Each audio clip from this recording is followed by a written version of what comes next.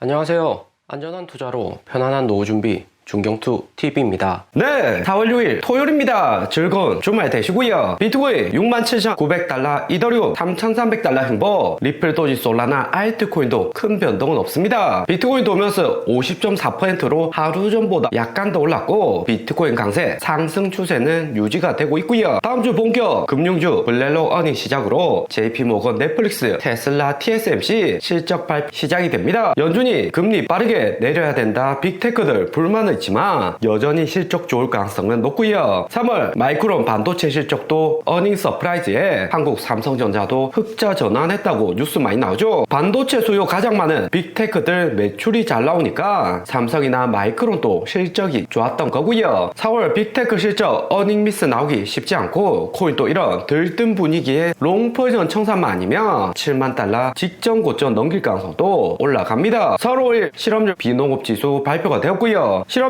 3.8%로 지난 연설에서 이야기한 실업률발 충격은 없었습니다. 나스닥도 플러스 1% 상승을 했죠. 실업률 4% 이상 급등을 하거나 3.7% 아래로 떨어지는 추세로 변환한다면 연준도 빠르게 대응을 할 수가 있는데 3.8% 애매한 지수고 컨센서스보다는 낮게 났기 때문에 긍정적이었죠. 미국 비농업 사무실 화이트 컬러 임금은 컨센서스 200K 크게 상승하는 3300K 났습니다. 사무직 노동자 할 거 없이 경제가 잘 돌아가고 급여도 오른다는 거고요. 이렇게 되면 4월 10일 미국 CPI 물가 데이터는 더욱 중요해졌습니다. 실업률이 당장에 문제가 안 되고 연준도 이번 실업률만 봐서는 금리 인하시킬 명분은 안 되는 거고요. 4월 물가도 2%대 내려가려고 하면 연준위원들 하루 전 발언처럼 올해 금리나 3번이 아니라 2번, 1번 정도도 충분할 수가 있습니다. 연준 금리나 올해 한 번 하거나 아예 없다면 알트코인은 2021년 고점 넘기는 폭등장은 한 번 더 올 수가 있고요. 알트 시총 712밀리언 2021년 5월 루나코인 파산으로 폭락 올 때 핵심 매물대에 걸려있는 상태이고요. 여기 매물대 뚫어버리면 비트코인처럼 고점 갱신할 가능성도 올라갑니다. 알트코인 2020년 코로나로 돈 풀게 할 때도 조종 이후 뚫은 것이 아니라 한두 달 횡보 이후 상승했던 적이 많았고요. 알트코인 2021년 4월처럼 묻지마 코인 투자, 코인 이름만 보고 막 투자하는 코인장이 또 나올 수 있습니다. 대신 큰 하나의 걸림돌은 아무래도 물가입니다. 국제유가 보면 다시 86달러로 하락 올 기미 안 보이고 재상승을 하고 있고요. 유가 오르면 전체적인 물가, 주거비까지 다 오른다는 점 2022년 경험해봤기 때문에 유가 상승이 금리나 스케줄 변동시킬 수 있는 큰 요인이고요. 이스라엘이 이란 대사관 공격하고 이란이 보복 준비한다고 뉴스가 나왔습니다. 미국도 이스라엘에게 경고를 해둔 상태인데 가자지구나 이번 이스라엘 대사관까지 결과를 안 보여주면 미국이 빠르게 정책 변환할 수 있다고 압박 중이고요. 이스라엘은 코로나 이후 약해진 미국의 중동 영향력 정치 경제적으로 이용하고 있습니다. 미국은 올해 바이든 재선이 있어서 어떻게 하든 큰 전쟁 이변이 없어야 되는데 이스라엘이 안 도와주고 있는 상황이고요. 이스라엘 정부가 트럼프 지지할 수도 있다는 음모로도 있지만 핵심은 중동 불안에 국제 유가가 재상승한다는 데 있습니다. 유가가 100달러 넘어버리면 바이든 재선에도 빨간불 들어오는 거고 금리나 타이밍도 더욱 연기가 될 수 있죠. 연준위원들이 금리나 안 한다고 이야기는 해도 시장은 이미 믿지도 않고요. 바이든 재선이 있어서 돈 풀게 할 게 뻔하고 당장에 상승하는 석유, 물가 끌어내리려고 시장에 겁만 준다 생각을 하는 거죠. 2022년 8월 잭슨홀 시장과의 전쟁 선포하지 않는 이상 두 번은 안 속는다는 분위기입니다. 2010년 8월 잭슨홀 이후 파르장 강력하게 긴축 시사했고 코인하고 나스닥 10월에 바닥을 찍었고요. 하지만 결론적으로 당시 최저점이었고 이미 전고점 모두 회복하고 하락 올 기미도 안 보이고 있습니다. 파르장 연준위원들 금리 안 내린다는 발언에 MMF 단기 금융상품 투자는 역대급으로 수치가 올라갔고요. 언제든지 현금으로 전환 가능한 예금 들어오는 자금인데 이런 자금이 이후 코인이나 주식으로 빠르게 이동할 수가 있습니다. 2008년 금융위기로 연준 돈 풀기하고 고금리 MMF 비중 상승은 했었지만 이후 전국이 안정되면서 금리 내리고 MMF 자금도 급격히 줄어들었고요. 그러니까 나스닥은 2008년 마지막으로 바닥치고 나서 17년까지 10년 넘게 우상향을 했습니다. 당시에 중국 경제가 좋아서 미국이 돈을 많이 풀어도 받쳐줄 곳이 있었죠. 2010년 코로나 때는 주식 코인 단기 폭락이고 반등은 했지만 또 하락 올 수 있다는 불안감에 MMF 비중도 크게 오르고 하락도 작았습니다. 코로나로 이미 4년 지나고 주식이 계속 오르는 상황이기 때문에 이후 MMF 2018년 여기 바닥까지 빠지면 코인이나 증시로 대량의 자금이 이동을 할 수가 있는 거죠. 때문에 최근 비트코인, 테슬라 약간 내린다고 해도 멘탈을 잘 챙기면서 홀딩을 해야 됩니다. 싸게 사려고 되긴 하고 있지만 일단은 시장가로 10%라도 매수해두고 이후 저점에서 더 사겠다 생각을 하셔야 되고요. 비트코인 5만 달러 내려가면 사겠다고 하다가 이후 8만 달러, 10만 달러 가서 매수하는 경우가 있습니다. 그리고 블랙록에서 좋은 소식이 나왔고요. 블랙록에서 운영하는 비트코인 현물 ETF IBIBT 상품이 지정 참가사 골드만삭스, 시티그룹, UBS, 시타델증권, ABM 5곳 지정을 하면서 블랙록 현물 ETF 판매 루트는 확장이 되었습니다. 골드만삭스, 시티그룹만 봐도 글로벌 다수 지점 있고 영업력도 뛰어나서 블랙록 현물 ETF 매수하기 위해서 자금 끌어올 가능성은 매우 높고요. 최근 비트코인 가격 7만 달러 아래지만 5만 달러 이렇게 폭락 안 하고 횡보만 해줘도 안전자산이다, 새로운 가치 저장 수단이라면서 홍보할 수가 있습니다. 세력들이 생각하고 있는 비트코인 가장 이상적인 차트가 2005년 상장된 블랙록 골드 ETF IAU처럼 여기 차트에서 1차로 고점 도달 이후 1년간 장기 행보하면서 비트코인이 새로운 가치 저장 수단이다, 비트코인 이전처럼 폭락하지 않는다, 블랙록 ETF로 달라진 자산이라는 거 증명한 데 있습니다. 2006년 골드 ETF 여기 횡보할 때 매수했다고 해서 큰 수익이 난 건 아니었지만 하락도 크지 않았고 높아진 신뢰도에 결국에 다음 레벨까지 큰 상승이 있었고요. 2008년 금융위기로 하락은 왔지만 마지막 매수 타이밍으로 빠르게 반등을 했습니다. 2006년 골드 ETF처럼 움직인다고 가정하면 이미 1차로 바닥 한번 6만 달러 찍었고 재상승은 했지만 고점 못 넘기면서 다시 한 번 더 바닥 리테스팅에 들어갔습니다. 그러고는 저점 올라가면서 2008년까지 큰 상승이 있었고요. 때문에 이번 비트코인 4월 5월 움직임이 어떻게 나오는지가 중요하고 정말로 새로운 가치 저장 수단으로 인정받게 되면 저점에 매수했던 비트코인 섣불리 매도해서는 안 되고요. 코인은 선물 볼륨이나 앞으로 나올 호재도 중요하지만 2011년부터 상승 이후 얼마나 고점에서 횡보하는지 기간적인 움직임도 중요합니다. 2010년 4월, 11월 여기 불장뿐만 아니라 하락 이후 반등까지 얼마나 알트코인들 버티다가 하락하는지 패턴을 아셔야 되고요. 무엇보다 고점 도달 이후 세력이나 개인들 비트코인 위험 자산이라고 당시에 인식을 했기 때문에 더 이상 못